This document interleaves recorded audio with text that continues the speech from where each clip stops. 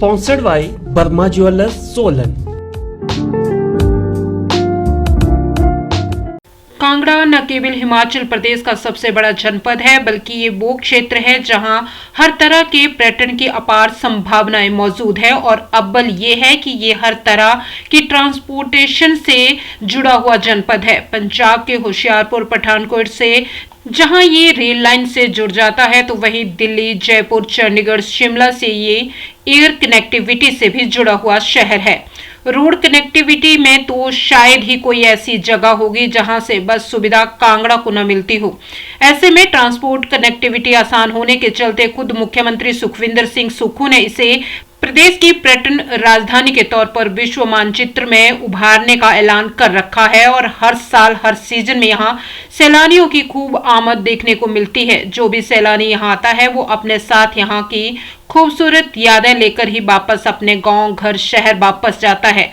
80 के दशक के बाद पड़ोसी राज्य जम्मू कश्मीर में बड़ी आतंकी घटनाओं के बाद हिमाचल प्रदेश का धर्मशाला एक नए पर्यटन नगर के तौर पर उभरा है। तो हिमाचल के पर्यटन की राजधानी के तौर पर विकसित हो रहे कांगड़ा जनपद में नए साल का जश्न मनाने के लिए सैलानियों का सैलाब उमड़ना शुरू हो चुका है। जिस उम्मीद को लेकर ये सैलानी कांगड़ा आए हैं, उन उम्मीदों को पंख लग गए हैं और ये लोग कांगड़ा से अच्छी यादें लेकर अपने घर वापस जाएं, इसके लिए कांगड़ा पुलिस ने भी कमर कस ली है। आइए देखते हैं ये खास रिपोर्ट।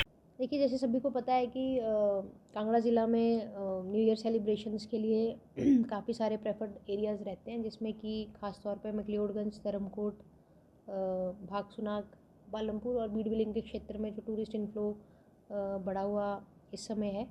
और जो वेदर प्रेडिक्शन है उसके तहत भी आने वाले समय में स्नोफॉल होने की अपेक्षा है। उसी को देखते हुए जो टूरिस्ट इनफ्लक्स है वो काफ़ी इस वीक हम एरिया में एक्सपेक्टेड है। और ऑलरेडी जो है लगभग 500 व्हीकल्स जो हैं ऑलरेडी मैक्लियोडगंज, धर्मकोट के एरिया में, और लगभग 150 से 200 व्हीकल्स ऑलरेडी जो है बीड़ के क्षेत्र में जो है टूरिस्ट व्हीकल्स ऑलरेडी अभी पहुंच चुके हैं। और जो हमारी जानकारी उसके तहत ये नंबर आज और कल के समय में और भी ज़्यादा इंक्रीज़ होने की हमें अपेक्षा है। तो इसको देखते हुए जो सभी क्षेत्रों में एक्स्ट्रा पुलिस फोर्स हमने तैनात की है, जिसमें लगभग 250 पुलिस के जो जवान हैं इस पूरे बंदोबस्त में, जिसमें ट्रैफिक की व्यवस्था सुचारू रूप से चलाना है और साथ में कानून व्यवस्था भी बनी रहे इन एरियाज़ में, उसको देखते हुए डिप्लॉय की गए हैं। और साथ ही ट्रैफिक को सही से मॉनिटर और मैनेज करने के लिए जो है टेम्पोरेरी वन वेज़ जो हमने बनाए हैं, जिसमें धर्मशाला से जो मैक्लियोडगंज का जो ट्रैफिक है उसमें बाया गांधी चौक बस स्टैंड वन वे काला पुल की तरफ इसको रिलीज़ किया जाएगा। और धर्मशाला से जो खनियारा की ट्रैफिक है उसको कोतवाली बाज़ार से होते हुए कंडी की तरफ रिलीज़ किया जाएगा।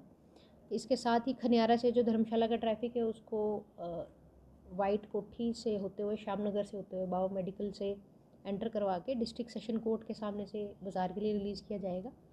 और मैक्लियोडगंज से जो धर्मशाला का जो ट्रैफिक है उसको वाया कोतवाली बाज़ार और जो खड़ा डंडा रोड को यूज़ करके हम इसको वन वे संचालन इसका हम करेंगे। इसके साथ ही नड्डी से मैक्लियोडगंज के लिए टेंगलवुड, ठंडी सड़क, चर्च से होते हुए वन वे बनाया गया है। और नड्डी से डल लेक यदि किसी को जाना है तो वाया फरसेटगंज जो मार्केट है वहाँ से जाना रहेगा। नड्डी से धर्मशाला जो है महिला जो मैक्लियोडगंज पुलिस स्टेशन है उस रोड को यूज़ करके जो है ट्रैवल किया जा सकता है। इसी के साथ धर्मकोट और भागसू और अन्य एरियाज़ को मैनेज करने के लिए धर्मकोट से नड्डी की तरफ जाने के लिए ठंडी सड़क और टिप्पा रोड को जो प्रयोग में लाया जाएगा। धर्मकोट से धर्मशाला आने के लिए माउंटेनियरिंग इंस्टीट्यूट से जो नया सीमेंटेड रोड है क्लेन चौक होते हुए, चर्च चौक से फरसेटगंज मार्केट होते हुए धर्मशाला की तरफ ट्रैफिक को रिलीज़ किया जाएगा। और धर्मकोट से भागसुनाग के लिए mountaineering institute, cement road, Glen Chowk से होते हुए, चर्च होते हुए मेन स्क्वायर जो मैक्लियोडगंज है वहाँ पे हम रिलीज़ करेंगे। और धर्मकोट से नड्डी की तरफ जो ट्रैफिक है उसको वाया चर्च, फरसेटगंज, टेंगलवुड जो वन वे है उसको यूज़ करके लोग ट्रैवल कर पाएंगे। इसके अलावा जो चिन्हित पार्किंग स्थल बनाए गए हैं वो Naddi, Dharamkot, bus stand McLeodganj, temple road की जो पार्किंग क्षेत्र है उनको बनाया गया। इसके साथ ही चर्च के आसपास का जो अवेलेबल एरिया वहाँ पे भी पार्किंग की व्यवस्था दी जाएगी। मैं आपके माध्यम से सभी से कहना चाहूँगी कि जितने भी हमारे टूरिस्ट और साथ में लोकल रेजिडेंट्स हैं वो पुलिस की जो टीम्स ऑलरेडी डिप्लॉयड है इस पूरी व्यवस्था को बनाने के लिए उनका सहयोग करें, उनके डायरेक्शंस को फॉलो करें। और किसी भी प्रकार की आइडल पार्किंग जो है इस दौरान जहाँ पे पार्किंग अलाउड नहीं है उस एरियाज़ में नहीं की जाएगी। और साथ में जो यदि कोई ऐसे इंसिडेंट्स हों और रिपीटेड इंसिडेंट्स हो तो उन गाड़ियों को हम टो करेंगे। तो इसके लिए हमारी कोशिश है कि जो न्यू ईयर सेलिब्रेशन है वो सही तरीके से हों और बहुत अच्छे एटमॉस्फेयर में यहाँ पे जितने भी टूरिस्ट आए वो यहाँ से जाएं। और किसी प्रकार की लॉ एंड ऑर्डर स्थिति को डील करने के लिए एसएसयू और क्यूआरटी की जो टीम है वो मेन स्क्वायर चौक और अन्य जो प्रोमिनेंट एरियाज़ हैं वहाँ पर डिप्लॉयड रहेगी। इसके साथ ही भीड़ बिलिंग में भी एक्स्ट्रा फोर्सेस डिप्लॉयड रहेंगी ताकि न्यू ईयर सेलिब्रेशंस के दौरान किसी भी प्रकार की जो अप्रिय घटनाएं हैं उनसे हम बचें।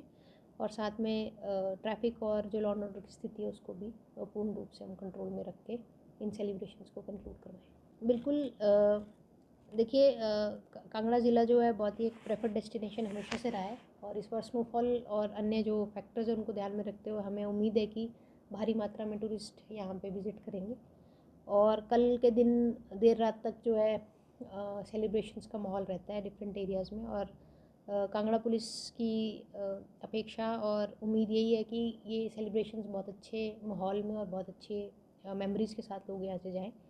लेकिन जिस तरह हमें पास्ट एक्सपीरियंस है कुछ लोग शराब के नशे में या अन्य किसी नशीले पदार्थ के सेवन के दौरान या फिर इकट्ठे होकर कोई लड़ाई झगड़ा या कोई ऐसे हुड़दंग कारी गतिविधियाँ जो है उसमें लिप्त होना भी पाया जाता है। तो उसको ध्यान में रखते हुए क्यूआरटीज़ और एसएसयू की टीम स्पेसिफिकली इन्हीं तरह के जो एंटी सोशल एलिमेंट्स हैं उनको डील करने के लिए देर रात तक जब तक सेलिब्रेशंस चलेंगी ये एरिया में इस तरह की पेट्रोलिंग टीम्स और स्टेशनरी टीम्स एक्टिव रहेंगी। और हमारी कोशिश ये है कि ये जो सेलिब्रेशंस हैं बहुत अच्छे से हों और किसी प्रकार की कोई अप्रिय घटना या कोई ऐसी घटना जो स्थिति को तनावपूर्ण करे या लॉ एंड ऑर्डर की स्थिति में कोई बाधा डाले उससे हम बचें।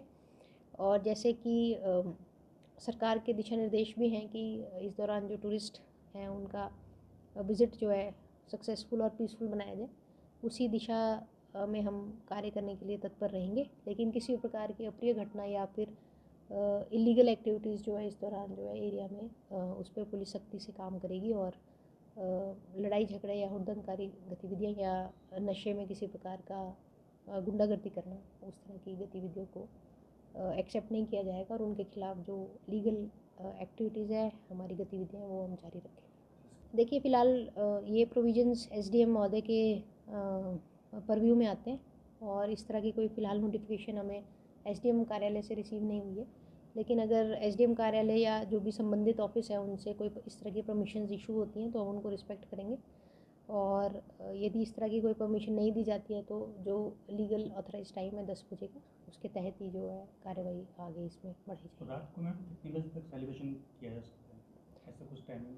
देखिए म्यूज़िक 10 बजे तक की पाबंदी है, उसके बाद सेलिब्रेशंस पे किसी प्रकार की कोई रोक नहीं है। लेकिन जैसे मैंने कहा कि सेलिब्रेशंस में माहौल जो है वो तनावपूर्ण ना रहे और एक कानून व्यवस्था बनी रहे। और साथ में जितने भी लोग उस समय सेलिब्रेशंस में शामिल हो रहे हैं उनकी सुरक्षा की जो जिम्मेदारी है वो ज़िला पुलिस की है, उसको हम निभाएंगे।